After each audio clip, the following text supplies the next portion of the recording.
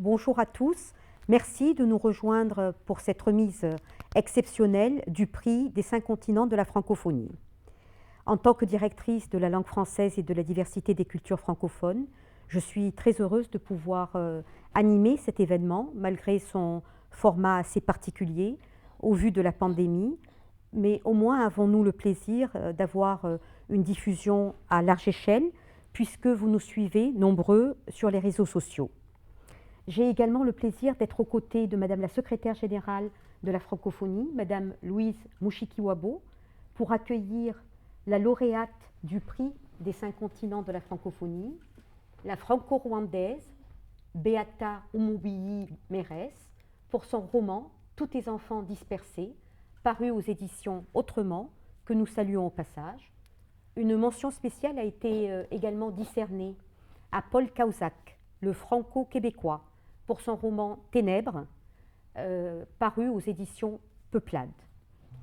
Je suis également ravie de pouvoir saluer la présence sur notre plateau de la présidente du jury international du prix des 5 continents de la francophonie, Madame Paula Jacques, qui, pour les rares personnes qui pourraient ne pas la connaître, est née au Caire, puis elle a rejoint la France au début des années 60, après un bref passage en Israël. Et Paula Jacques est une passionnée de lecture, de radio et bien entendu d'écriture. Vous avez, Paula, obtenu le prix Femina en 1991. Avant de laisser la parole à notre secrétaire général, je voudrais très vite, en 2 mots, pouvoir présenter le prix des 5 continents. Ce prix est né en 2001 et il est né de l'ambition, de la réflexion et du travail de notre organisation. C'est donc un pur produit de l'OIF. Il est né pour récompenser les talents littéraires de l'ensemble de l'espace francophone. Il est né pour les accompagner et pour les faire rayonner sur la scène internationale. Mais il a suivi parfaitement sa trajectoire et son ambition première, celle de passer d'ici à là-bas, celle de pouvoir dire et raconter au travers des écritures multiples et variées de l'espace francophone, pouvoir dire et raconter justement les récits de vie représentatifs de la diversité culturelle et linguistique de l'édition en langue française. Ce prix a 20 ans aujourd'hui, Madame la secrétaire générale. Il reste moderne, il reste actuel, parce qu'il a su s'approprier la langue française, la prendre à bras-le-corps pour la mettre au service des 5 continents de la francophonie. Je voudrais maintenant passer la parole à notre secrétaire générale, mais je voudrais d'abord vous demander, Madame la secrétaire générale, étant donné que nous avons notre lauréate qui est comme vous, du Rwanda, il se trouve qu'elle est du Rwanda, il se trouve qu'il s'agit d'une femme francophone et sans aucun doute résiliente. Je me posais la question de savoir, Madame la secrétaire générale, si vous-même, dans le parcours de votre vie qui est sûrement être parsemé de patience, de persévérance et bien entendu de résilience, dans quelle mesure est-ce que votre parcours personnel, mais aussi professionnel, trouve écho au thème que nous avons retenu cette année pour la Journée internationale de la francophonie, à savoir femmes francophones, femmes résilientes. Madame Louise Mushikiwabo, la parole est à vous. Merci beaucoup Nivine et je suis ravie en cette semaine de la fête de notre organisation d'être parmi les femmes que moi j'ai l'habitude de qualifier comme des femmes bien. Et je ne pouvais pas être plus heureuse que d'avoir eu la surprise de la lauréate de notre prix des 5 continents. J'en dirai un mot dans 1 minute. Et c'était vraiment une surprise. Je lui ai expliqué tout à l'heure. Je n'avais aucune idée que la personne qui allait être couronnée par la francophonie avait une relation avec moi, qu'on partageait, en tout cas pour elle, à moitié le pays, puisqu'elle est franco-rwandaise. Et je rentre chez moi un soir, j'allume la télévision et on parle du prix des 5 continents. Et donc je suis intéressée, je m'approche. Et voilà, on présente la lauréate. Et franco-rwandaise, ah bon? Le prix des 5 continents de la francophonie, ah bon? Donc je n'avais aucune idée. Mais c'était une belle expérience après une longue journée, comme on en a à la francophonie le soir, d'arriver chez soi. Et ça m'a fait passer une belle soirée. Et je me suis intéressée au livre. Alors, mon parcours personnel. Donc, moi, je suis rwandaise. Je suis une femme qui représente, je me sens vraiment la fille des indépendances du continent. Je ne vous dirai pas mon âge, mais j'ai le même âge que plusieurs indépendances du continent. Et ce parcours lui-même, des années 60 à aujourd'hui 2021, c'est un parcours qui, sur le plan personnel, représente une période difficile. Difficile pour nos pays, pour nos familles, pour nos parents et pour le Rwanda d'une manière particulière, parce que les troubles au Rwanda ont commencé à la fin des années 50, donc début 60. Moi, quand je suis née, mes parents étaient ce qu'on appelle aujourd'hui des déplacés en interne, c'est ça? On est réfugié dans son propre pays. Ils avaient quitté l'endroit qu'ils avaient habité pendant longtemps, pas très loin de Kigali, la capitale du Rwanda, était tout près de la capitale. Et je suis née à ce moment-là. Je suis née dans ce qui est aujourd'hui le centre hospitalier de Kigali. À l'époque, c'était un petit pavillon. D'ailleurs, ça s'appelait le pavillon. Et c'était une période difficile pour mes parents. Alors, encore sur le plan personnel, je suis le produit d'un couple formidable. Et je pense que dans ma vie, je représente mes deux parents. Quand je suis née, mon père était beaucoup plus âgé. Bon, quand mon père a épousé ma mère, il était beaucoup plus âgé. Et mon père était un homme qui était très attaché à la terre. Il était fermier. Il adorait faire pousser les choses, des plantes. Et il était dans la culture du café. Plus tard, il était dans la collecte des impôts café, le Rwanda étant un pays qui produit beaucoup le café.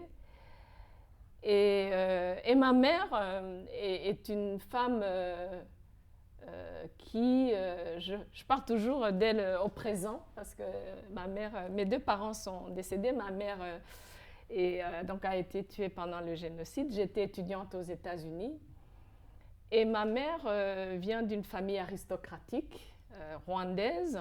Son père était conseiller du roi à l'époque. Ma mère vient d'une famille de grands écrivains. L'abbé Alexis Kagame du Rwanda, c'est mon oncle, et d'historiens, d'une famille assez culture, assez littérature. Et moi, donc je viens de ces deux mondes-là. Encore une fois, sur le plan personnel, je suis la cadette d'une famille qui était de 9 enfants, d'où mon nom, Mushikiwabo, qui signifie leur sœur. 2 filles, 7 garçons, et j'étais la dernière, donc leur sœur, Mushikiwabo, la sœur de eux, littéralement traduit. Et j'ai grandi très choyée. Oui, j'étais la cadette, voilà. Mes nombreux frères et ma sœur allaient à l'école, j'étais encore toute petite, avec en gros afro, un peu curieuse de nature quand j'étais toute petite. Et quand je pense à ce qu'on fait aujourd'hui ici et ce que je fais dans ma vie professionnelle, je me dis quand même la vie est un parcours parsemé vraiment de choses intéressantes. Quand j'étais toute petite, mon père m'a appris à lire et écrire. Je n'étais pas encore en maternelle. Donc quand j'ai commencé l'école, je pouvais lire un livre, et mon père, qui était un homme quand même de l'avenir à son époque, disait chaque fois, mes 2 filles, elles vont aller loin. Et donc, moi, étant la seule qui restait à la maison, parce que je n'allais pas encore à l'école, je m'asseyais sur ce qu'on appelle chez nous la barza, derrière, voilà, du côté des petits jardins potagers. Et mon père m'apprenait à lire. Et mon père ne parlait pas bien français. Il était fier de nous faire une compétition quand mes frères et ma sœur rentraient en vacances. En français, il faisait comme si c'était lui notre professeur. Il nous notait tout ça. Et ma mère était une femme formidable, forte, douce, une femme qui avait vraiment embrassé la vie, malgré les difficultés, parce que, comme je vous dis, après, la vie s'est améliorée, mais je suis née à une période très difficile, de turbulence, et donc j'ai pris de mon père et de ma mère, qui était une femme des plus résilientes, une femme qui passait à travers des difficultés avec un sourire. Et je me suis dit, quand j'avais 25 ans, je disais chaque fois, j'ai envie de vieillir comme ma mère. Très humaine, une femme vraiment d'une force intérieure incroyable. Et donc, les femmes résilientes, il y en a beaucoup dans le monde. Il y en a beaucoup dans le monde francophone. Moi, j'ai envie quand je quitte les fonctions que j'occupe aujourd'hui, j'ai envie de raconter l'histoire des femmes, les histoires des femmes de partout qui portent leur communauté, leurs enfants, qui se sacrifient beaucoup, mais qui restent quand même l'épice de la vie. La femme, c'est l'épice de la vie. La femme, c'est la transformatrice des communautés, des sociétés. Et parfois, on se trompe sur elle. On pense qu'elle est faible. On pense qu'elle ne peut pas résister. D'ailleurs, à un certain moment, ceux qui se trompent disaient que le sexe féminin, c'est le sexe faible. Mais c'est bien parfois de se faire sous-estimer, parce qu'après, on revient avec beaucoup de force. Et pour nous, à la francophonie, le thème de l'avancement de la femme, de ses droits, de l'égalité de la femme avec l'homme, de la femme qui évolue à côté de l'homme, parfois main dans la main, c'est une valeur capitale pour moi. C'est une valeur capitale. L'organisation s'est engagée là-dessus depuis plusieurs années, bien avant mon arrivée à la tête de l'organisation. Et c'est un chemin que je veux continuer à tracer. Et aujourd'hui, malgré la période sanitaire très compliquée pour le monde entier, nous sommes en 2021, on espérait sortir de 2020 avec des bonnes nouvelles côté santé. Ce n'est pas encore le cas. Je pense que ça va aller dans quelques mois, ce n'est pas encore le cas. J'ai pensé que c'était important de parler et de placer cette année la fête de la francophonie sous les couleurs de la résilience de la femme. Et je suis heureuse que ce soit une femme résiliente, fille d'une femme résiliente. Je ne vous dévoile pas ce qu'il y a dans le livre, qui est honoré par la francophonie et voilà, je ne pouvais pas être en meilleure compagnie. Merci à vous, Madame la Secrétaire Générale. De votre réponse, j'ai retenu que votre papa avait cette belle vision de dire que vous iriez loin. Vous êtes allée loin, Madame la Secrétaire Générale. Très loin, plusieurs heures en avion. Voilà, et vous avez également parlé de cette vision d'avenir, et là je comprends beaucoup mieux votre attachement à la francophonie de l'avenir, telle que vous aimez à nous la demander et à la travailler. Et les femmes sont résilientes, les femmes sont francophones, les femmes sont fortes, mais les femmes sont aussi curieuses. Et c'est d'une curiosité bienveillante et constructive qui me fait demander à Paula Jacques, notre présidente, de nous parler un petit peu, de nous raconter les coulisses des délibérations du prix des 5 continents de la francophonie. La parole est à vous, Paula. Je voudrais d'abord donner mon sentiment sur le prix de la francophonie. Vous savez qu'en France, je crois que c'est le pays qui décerne le plus de prix. Je crois qu'il y a un prix littéraire qui est décerné tous les 2 jours. La grande exception du prix des 5 continents, d'abord, c'est que, comme vous le disiez, il nous ouvre à la littérature du monde entier, aux problèmes du monde entier. Nous ne sommes pas limités simplement à ce qui se passe dans notre petit hexagone. D'autre part, les livres de la francophonie contiennent un monde, les livres de la francophonie contiennent, embellissent, excusez-moi, et magnifient la langue française. Par ailleurs, ce n'est pas simplement un prix qui permet aux lauréats d'être un petit peu connus, de toucher de l'argent pour continuer à écrire. C'est un prix qui va l'envoyer dans tous les pays de la francophonie, sauf en cette période malheureusement, pour rencontrer ses lecteurs, pour rencontrer ces continents-là, ces continents d'où jaillit une telle belle littérature française. Et il est tellement important que la francophonie continue à se perpétuer. Elle va se perpétuer évidemment par les enfants qu'on scolarise, mais aussi par les grands livres qu'on se doit de lire. Et il y a une chose qui m'inquiète beaucoup, comme nous tous, je souhaite que le français, cette langue extraordinaire, cette langue universelle, qui a été ma langue maternelle, continue à régner, parce que vous savez, il paraît que même au Québec, à Montréal, il paraît que de plus en plus de Québécois ignorent le français et parlent l'anglais. C'est une chose qui m'inquiète énormément. Donc le prix des 5 continents, c'est tout le monde de la littérature contenu dans un livre, et c'est aussi ce lien que nous avons à travers la langue française avec tous les continents de cette planète. Je reste sur ma fin, Paula, parce que j'aurais voulu que vous nous racontiez un petit peu les coulisses. Bon, ça, vous savez, c'est la curiosité féminine là qui revient. D'habitude, comme tous les jurys, on s'écharpe un peu, on s'engueule, et puis finalement, une fois que le lauréat est nommé, tout le monde est content. Ce dernier prix, où nous avons donc élu Béaté et Paul Kautschak, nous étions simplement 5, nous étions en visioconférence. Comme tout le monde, c'était un petit peu compliqué, même un peu bordélique, pour tout dire, parce que pour arriver à recueillir les opinions de tous ces membres, de temps en temps la caméra s'interrompait, de temps en temps quelqu'un partait pour boire un café, je ne sais quoi, enfin bon. Donc nous avons quand même réussi à nous mettre d'accord, pas trop difficilement. Encore que dans cette sélection de cette année, il y avait de très très beaux livres, Béata.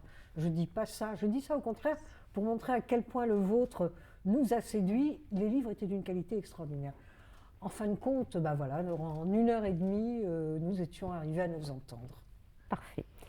Alors, Béata, c'est le moment de vous adresser à vous, de m'adresser à vous pour vous dire donc que nous avons opté pour vous écouter lire un passage de votre roman. Et c'est une lecture à 2 voix que nous avons préparée avec un jeune lycéen d'origine roumaine,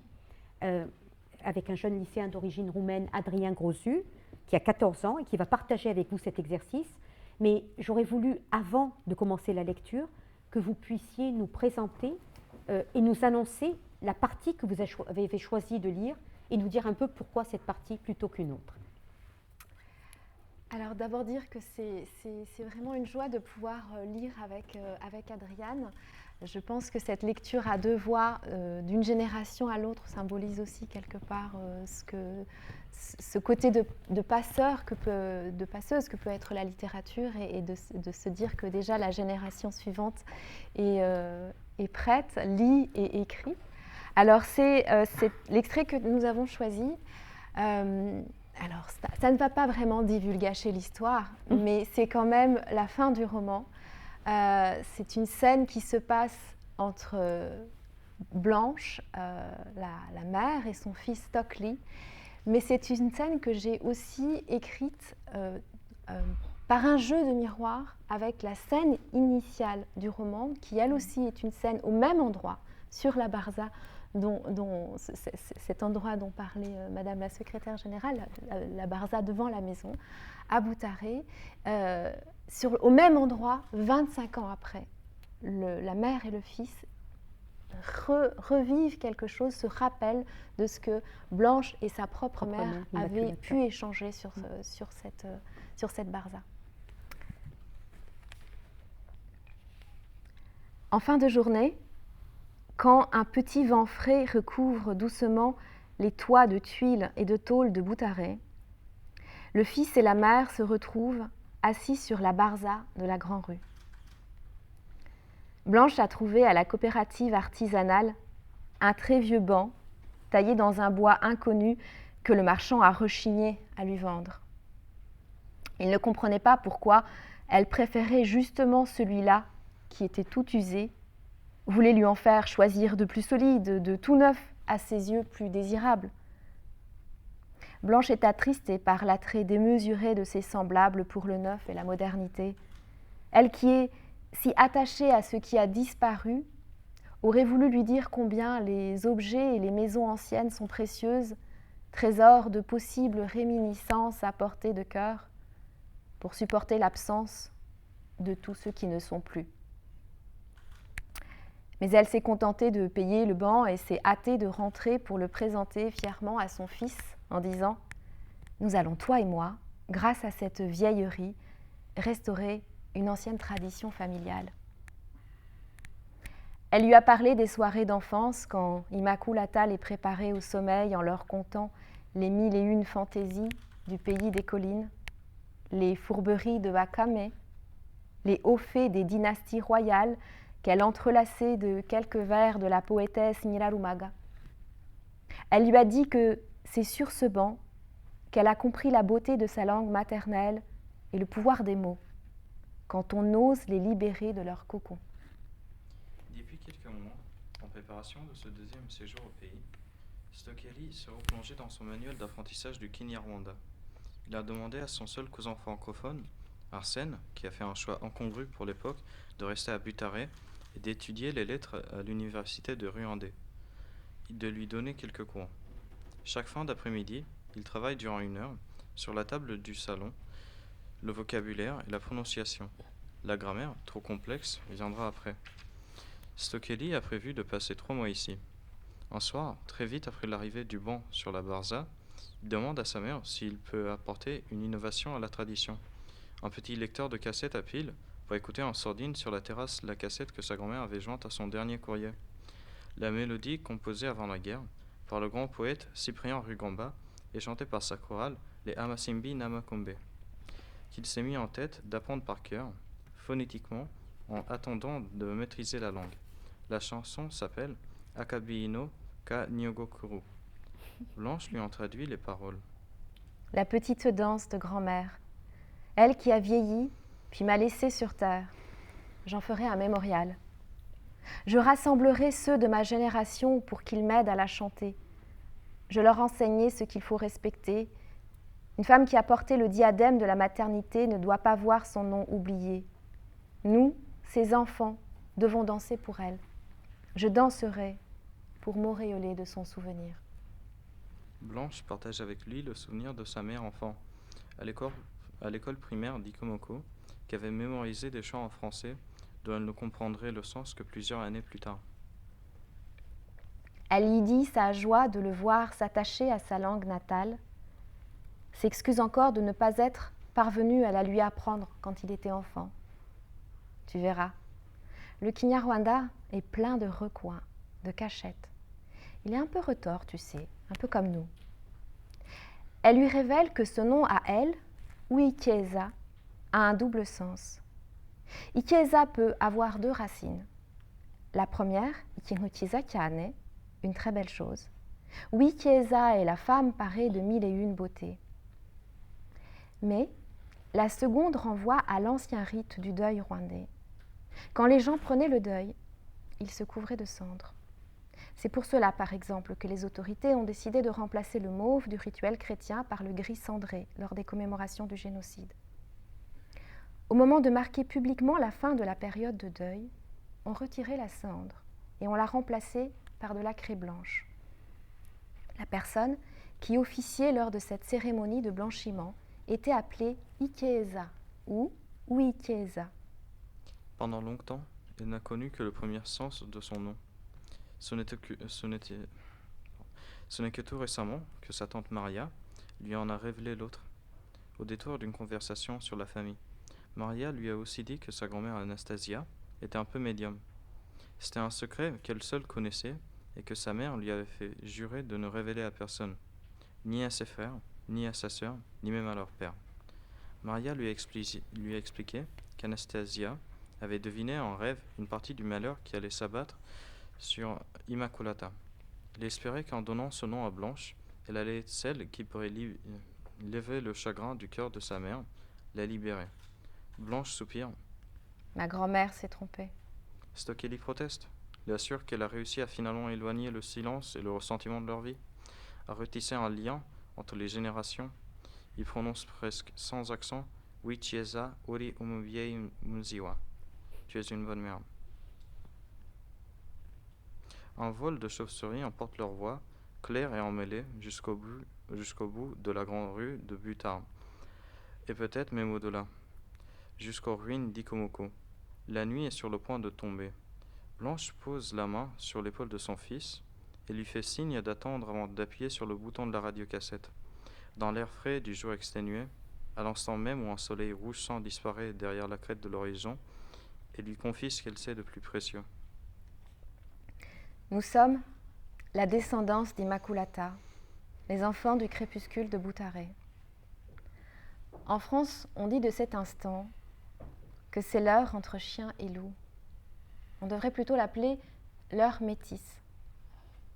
Nous sommes le ruisseau de nuances cristallines qui coule entre les murs monochromes, une trace survivant au mi-temps des cris, haine ou amour, l'un ou l'autre, parfois les deux à la fois, des sentiments comme des couteaux, ils ne savent faire que ça.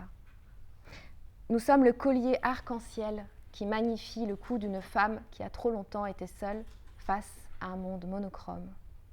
Nous sommes le petit vent qui soulève délicatement le couvercle du chagrin. Nous sommes les rejets du jour d'après qui font mentir les langues médisantes, ceux qui fleurissent contre toute attente. Merci beaucoup pour cette magnifique lecture. Merci Adrien, merci Beata.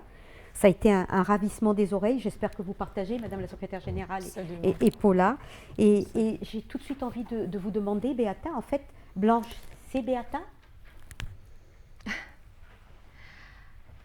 Ce n'est pas un roman autobiographique. Néanmoins, il y a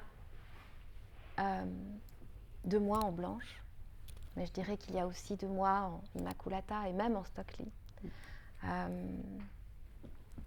pense que Paula Jacques, qui est grande écrivaine, ne me contredira pas. On met un peu de nous dans chacun de nos personnages. Mais je partage effectivement avec Blanche le métissage, l'expérience du métissage, parce que c'est avant tout un roman sur le métissage, sur la rencontre entre des cultures différentes, sur la possibilité d'habiter les frontières et de se faire passeur de culture. C'est ce qu'essaye de faire Blanche. Je partage avec elle cette ville de Boutaré, qui s'appelle Huye maintenant, où je suis née, où j'ai grandi, au Rwanda. Mais on a également des expériences différentes, notamment l'expérience du génocide contre les Tutsis, puisqu'elle part juste au début, alors que moi je l'ai vécu. Et puis des métiers différents. Mais tous mes personnages ont quand même presque chevillé au corps l'amour des mots, même quand ils ont disparu. Et tout le projet de ce roman, et je dirais presque en général des écrivains et des écrivaines, c'est de mettre des mots là où le silence risque de tout ensevelir, et de remettre les mots, et de permettre de nouveau la communication et la transmission. Si je peux intervenir là, tout d'un coup il y a une chose qui me traverse l'esprit, nous parlions de la langue, bien sûr de l'importance de la langue française. Le livre de Béaté, c'est bien sûr un livre qui parle de ce terrible génocide du Rwanda et de ses conséquences à la fois psychologiques sur les survivants et sur ceux qui ont eu la chance d'échapper à ce massacre. Mais c'est aussi un livre sur la langue, curieusement, parce qu'il y a une phrase dans ce livre qui dit « Une famille qui ne se parle pas est une famille qui meurt ». Or, cette famille est séparée à la fois par des années, puisque Blanche a réussi à fuir le Rwanda et que sa mère, Immaculata, est restée. Alors, elle en a vécu toutes les atrocités. Elle a été sauvée en se réfugiant chez un libraire, comme par hasard. Donc c'est en quelque sorte l'entourage des livres peut-être qui lui a sauvé la vie. Mais c'est donc Blanche, loin d'elle, éprouve le besoin de renouer quelque chose. Le lien s'est rompu. Et comment renouer le lien, sinon retourner là-bas et voir ce qui se passe et rencontrer une mère quasiment mutique. C'est-à-dire qu'elle en a tellement vu, elle en a tellement souffert qu'elle ne peut plus parler. Or, c'est peut-être la parole qui va la délivrer. Et c'est aussi un livre sur la langue, dans la mesure que la langue de Stokely, le fils, est indéfinie.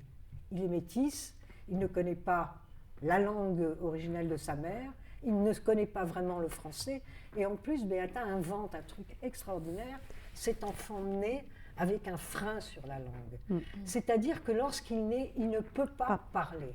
Il ne peut comme pas par même hasard. téter, oui, Voilà. tout à fait. Donc, Ouais. d'une certaine manière, tout passe par la langue qui va se délier, et peut-être qu'en se déliant, elle va apaiser les souffrances et rapprocher les gens qui se sont séparés. Voilà, pour ça que je dis que c'est un livre sur la langue. Est-ce que vous êtes d'accord ? Je suis d'accord, absolument. Et en vous écoutant, je me dis qu'on est quand même aujourd'hui réunis à l'OIF, que ce qui nous réunit, c'est une exactement, langue, tout à fait. et que nous sommes en train d'échanger avec des... Alors, il se fait que vous êtes toutes les deux nées Au Caire ? Oui. en Égypte. En Égypte. Nous sommes toutes les deux nées au Rwanda. Tout à fait. Et nous sommes là aujourd'hui parce que le français Nous rassemble, nous rassemble. tout à fait. Donc, Tout à fait. Alors, Madame la secrétaire... C'est aussi, si je peux me permettre, oui. Ce livre est aussi un livre de la langue et des langues. Et moi qui parle très bien, je pense, les deux langues qui se retrouvent dans le livre, le français et le Kinyarwanda, ma langue maternelle, ce livre est vraiment délicieux. Alors, et je viens aussi d'une famille de linguistes en Kinyarwanda. Voilà, les premiers textes, les premiers manuels scolaires ont été écrits donc, par mon oncle. Et donc j'adore la langue de mon pays, je m'en nourris tous les jours. Le passage de la langue du Rwanda à la langue française qui est au-delà de la France, c'est magnifique. La traduction, mais qui est une traduction qui vient non seulement avec la langue, mais aussi avec la tradition, avec une lecture entre les lignes. C'est vraiment la manière dont les deux langues sont maniées dans le livre est magnifique. Alors justement, Madame la secrétaire générale, on aurait voulu savoir, puisque vous avez lu ce livre, est-ce que ce livre a provoqué des échos ou une émotion particulière pour vous? Oui, alors, moi je n'ai pas lu ce livre, je l'ai savouré. J'ai lu ce livre dans l'avion. J'allais de Bruxelles à Kigali. Je l'ai terminé quelque part au-dessus du Soudan, peut-être. Et j'étais tellement absorbée par le livre. Parce que ce livre est une histoire de vie, vie au pluriel. Et c'est une histoire de résistance. C'est une histoire de vulnérabilité. c'est aussi une histoire de génération. C'est une histoire de plusieurs continents. C'est une histoire de rêve, d'attente, de chagrin, d'amour. Et donc, j'ai vraiment savouré ce livre. Alors, un livre comme celui-là nous fait, moi, personnellement, m'a donné beaucoup d'espoir. Vous savez, même dans le milieu dans lequel on évolue professionnellement, on est sur les 5 continents, nous avons un travail qui touche à la langue, qui touche à la politique, qui touche à la coopération, à la promotion de la femme. Et il y a quand même, le monde a quand même beaucoup de tout ce que j'ai trouvé dans le livre, de chagrin, d'amour, de désespoir. Et donc, ce thème de résilience est un terme magnifique. Et c'est un terme qui s'applique aux jeunes et aux moins jeunes. Et de faire passer cette force plus forte que la vie elle-même, en tout cas dans le livre, d'une génération à une autre, c'est faire passer ce qu'on a de plus fort, de plus beau, d'une mère à ses enfants et des enfants à leurs enfants. Et avec Stockley, qui est magnifique, Beata m'a déçue parce que je pensais que c'était son fils. Et j'allais lui demander de l'amener. Ce petit garçon, mais qui est d'une force formidable, qui est le fruit de plusieurs vies. Et j'ai beaucoup aimé qu'elle ait choisi la fin du livre, parce que cette résilience vous rend aussi nostalgique. Et en même temps, vous donne beaucoup d'espoir. De voir ce petit garçon qui, c'est vrai, quand il est né, il ne pouvait pas téter, il avait un frein. Oui.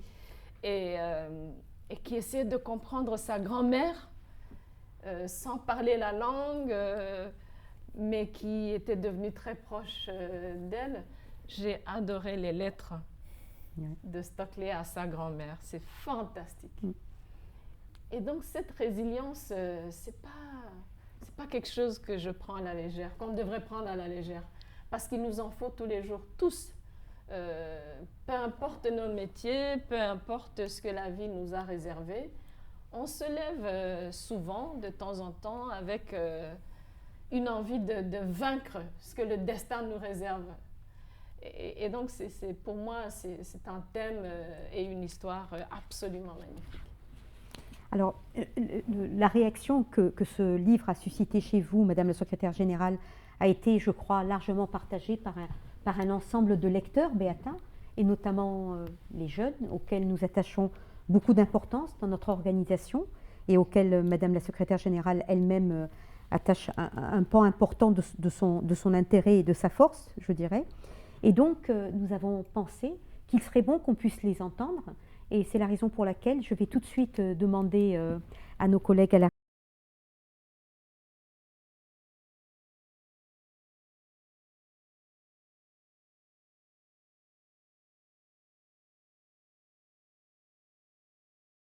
Vous êtes une écrivaine à la notoriété bien établie.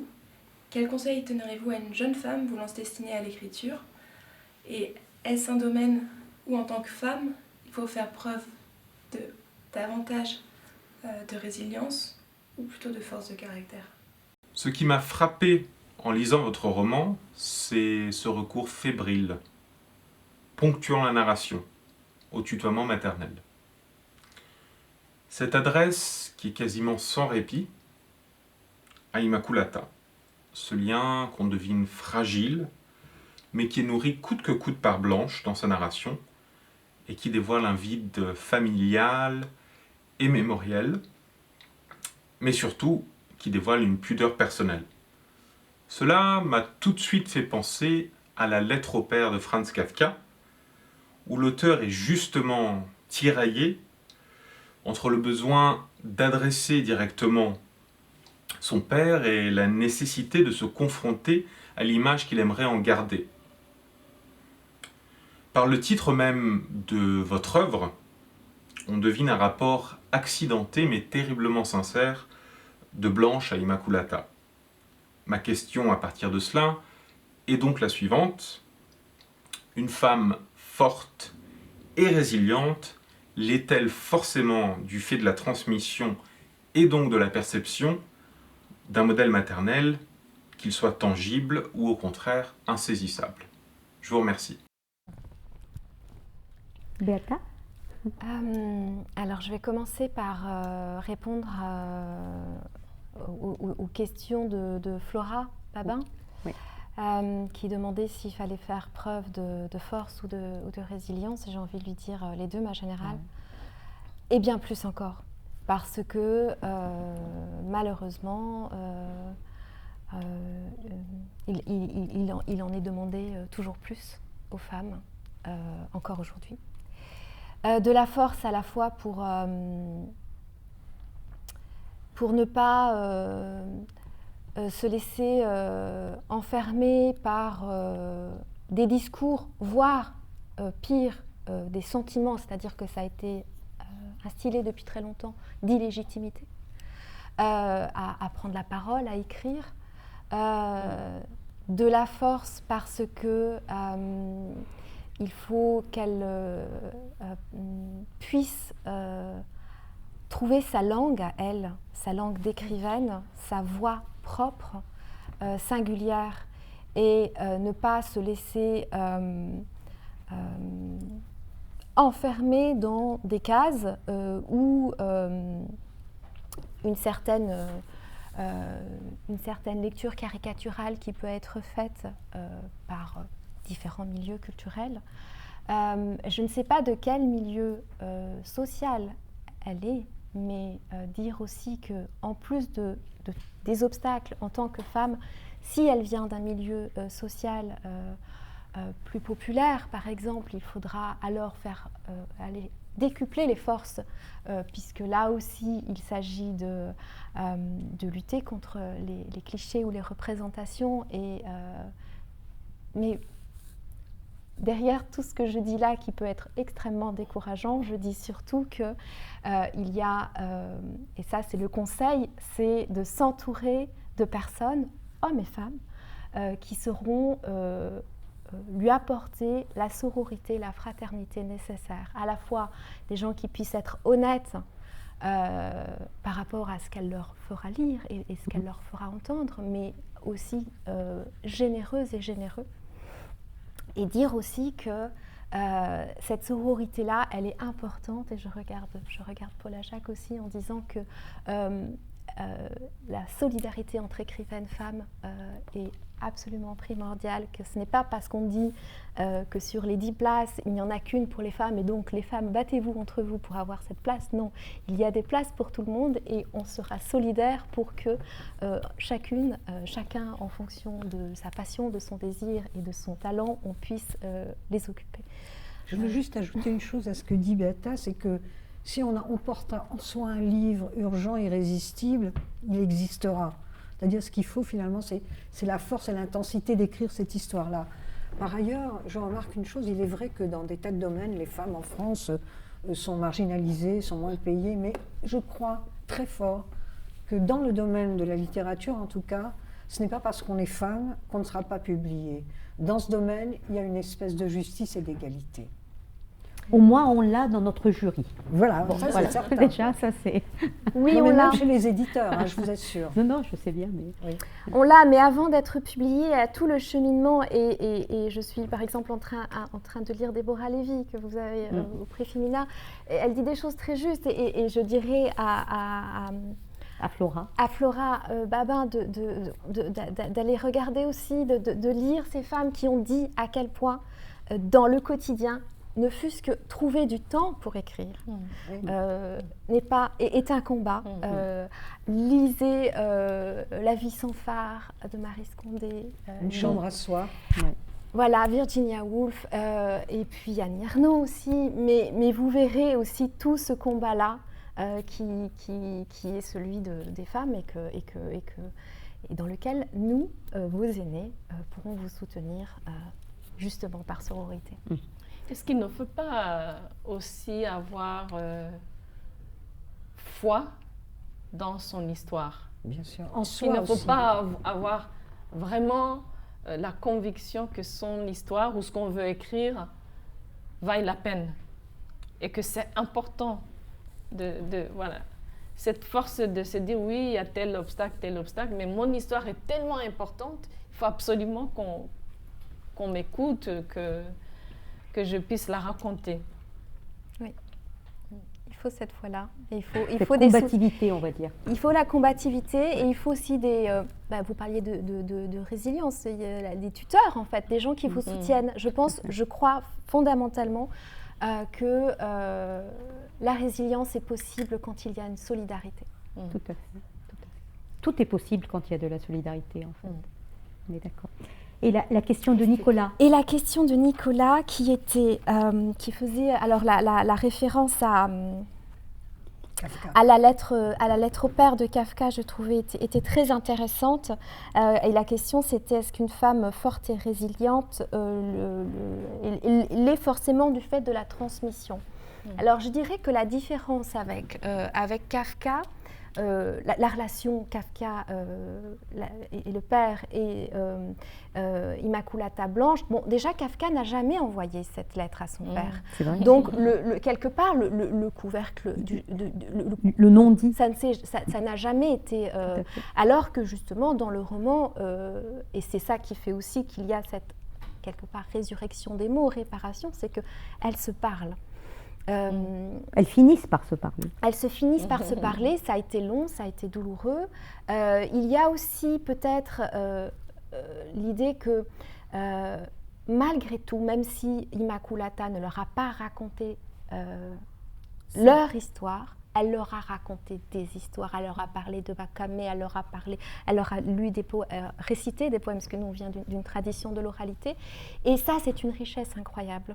Et c'est aussi ça ces histoires qu'on entend, qu'on nous raconte, tout cet imaginaire-là rend possible, même des années plus tard, la possibilité de réparation.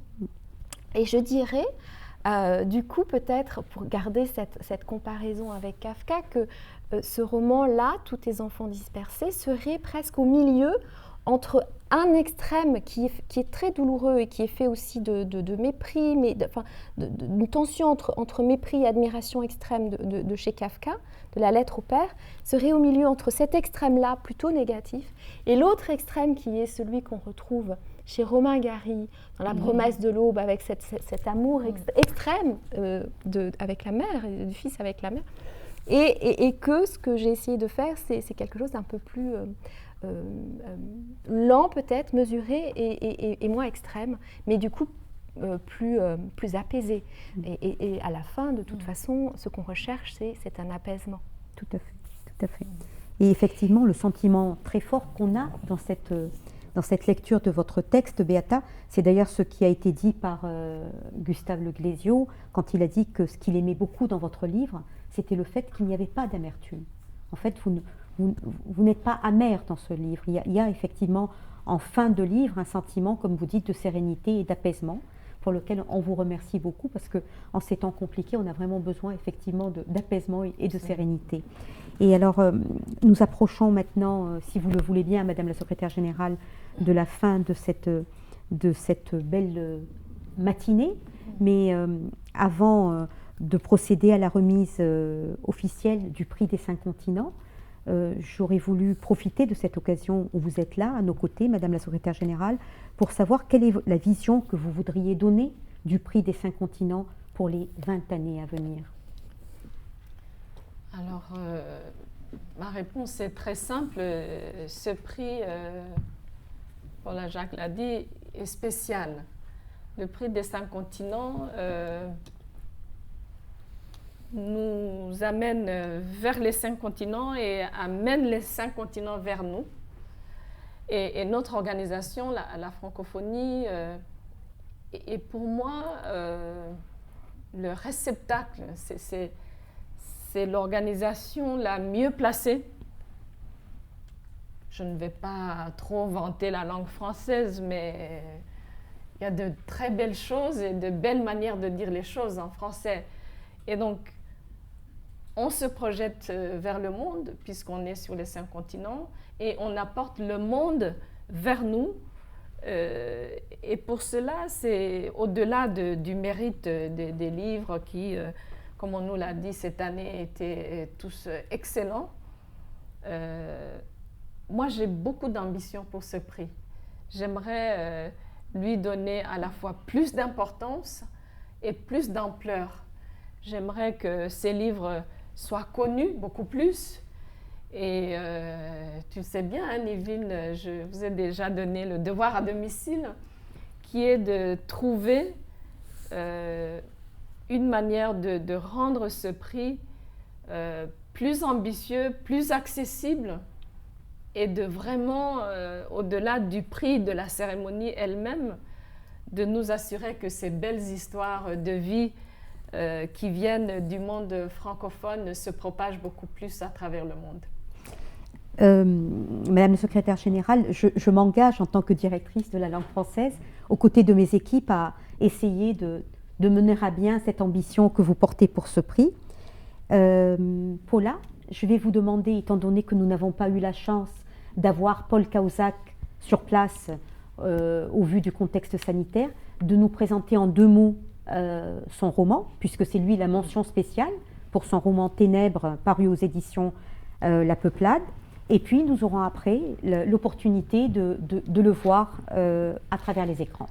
Alors, ce que je voudrais dire, c'est que Ténèbres, c'est un livre extrêmement cruel, oui, brutal et violent, tout à fait, exactement comme le sujet qu'il porte. Il s'agit au 19e siècle, fin 18e, de toutes ces occidentaux, ces puissances qui se ruent sur l'Afrique noire pour y mettre la griffe, pour accaparer les richesses, et ce faisant, détruisant la population. Et là, c'est donc l'histoire d'un homme, un géomètre, un brave homme, qui est mandaté par le roi Léopold du Congo, lequel a eu la main sur les Anglais et les Français qui guignaient ce bout de terre sauvage. Et notre personnage, Paul Claix, est envoyé pour mesurer physiquement, finalement, le territoire où va entrer ce que le royaume belge appelle le progrès de la civilisation. C'est-à-dire qu'il est censé repérer, mais vraiment physiquement, ce qui va appartenir corps et âme au roi des Belges. Et cela se produit avec énormément de massacres et de brutalité. Et il se trouve que pendant l'équipée, parce que c'est une espèce d'équipée, d'épopée, l'avancée sur cette terre sauvage, le géomètre est accompagné d'un Chinois, lequel Chinois est tatoueur et également très habile dans l'art de découper les corps, ce qui est très utile vu l'amoncellement de cadavres que produit cette avancée vers soi-disant la civilisation. Voilà donc le sujet, c'est un livre qui répond exactement à son sujet dans la manière où c'est un livre cruel, brutal, violent, et on en sort désespéré, mais c'est un très beau livre. On en sort dans les ténèbres, en fait. Voilà. Voilà. Alors, sans plus attendre, on peut peut-être écouter et voir à travers les écrans. Voilà, Paul Cahuzac. Bonjour à toutes et tous. Je suis en fait à Chicoutimi, au Québec, en contrée francophone. Je suis très content de me joindre à vous de façon, on va dire, distancielle, ce qui me permet de remercier organisateurs, organisatrices et jurys du prix et de féliciter Beata Oumoumbieyi Mérès, la grande lauréate de l'édition des 5 continents. Quand j'ai appris que j'avais gagné, en fait, j'y croyais pas du tout parce qu'il y avait, je m'y attendais pas parce qu'il y avait une excellente sélection en fait de finalistes, hein, et puis hein, le côté international, je me disais bon ben écoutez, je suis pas forcément de taille ou de niveau, enfin même si c'est pas une compétition. Et voilà, donc j'étais très ravi, très content, d'autant plus que la dimension internationale, transculturelle du prix est vraiment quelque chose que je privilégie. Mon roman s'appelle Ténèbres, au singulier. Il a été publié aux éditions La Peuplade en 2020. Et ça raconte l'histoire tout simplement d'un jeune géomètre belge qui est envoyé par le roi Léopold II pour concrétiser, matérialiser la frontière nord du nouvel État indépendant du Congo que le roi s'est approprié. Et bien sûr, ça ne va pas se passer du tout comme prévu, puisqu'on va sombrer dans une sorte de réalisme mystique, réalisme magique qui va partir dans tous les sens. En fait.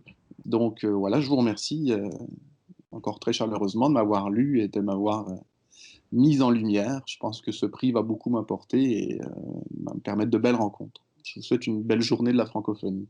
Madame Voilà la un homme secrétaire- heureux. Pardon. Oui. Un homme heureux.